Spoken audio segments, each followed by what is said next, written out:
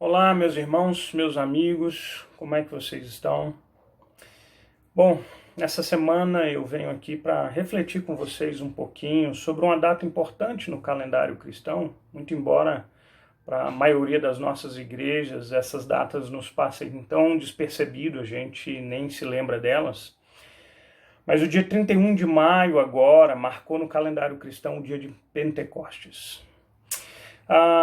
O Pentecostes, juntamente com a Páscoa e a chamada Festa dos Tabernáculos, eram as três principais celebrações do calendário judaico. Pentecostes é a palavra grega que quer dizer quinquagésimo. Por quê? Porque era a festa judaica que se celebrava 50 dias logo depois da Páscoa. O Pentecoste marcava as celebrações do tempo das primeiras colheitas, das primícias para o povo de Israel. Mas para o calendário cristão, o Pentecostes assumiu um outro significado. Segundo o relato de Atos 2, o Pentecostes foi marcado pela descida do Espírito Santo sobre os discípulos, marcado por uma manifestação milagrosa.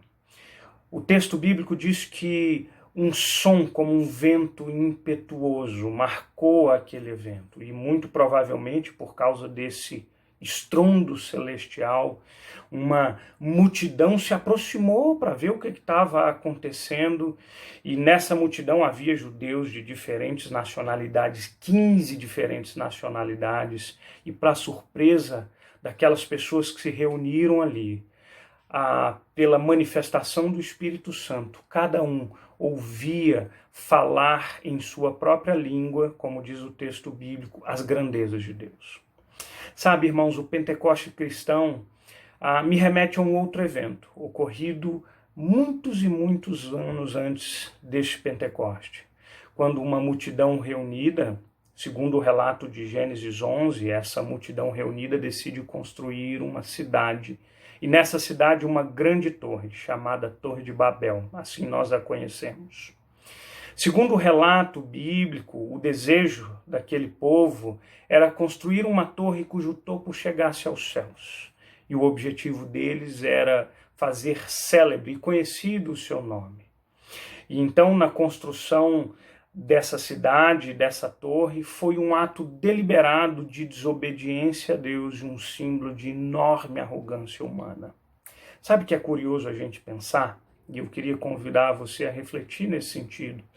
É que Babel e Pentecostes trazem semelhanças e contrastes gritantes. Em Babel havia um só povo e uma só língua.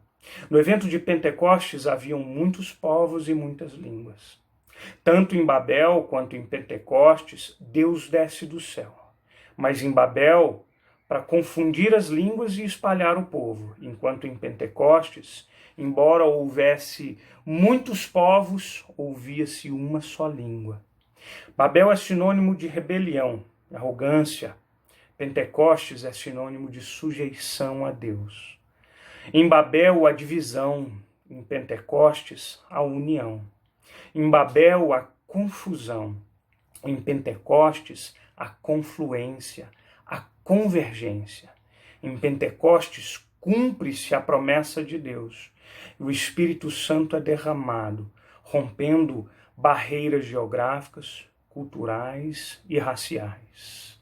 Pentecostes marca a vida da igreja agora como um só povo, um só corpo, sem nação e, como eu disse, sem barreiras raciais ou geográficas. Assim é a igreja de Jesus hoje.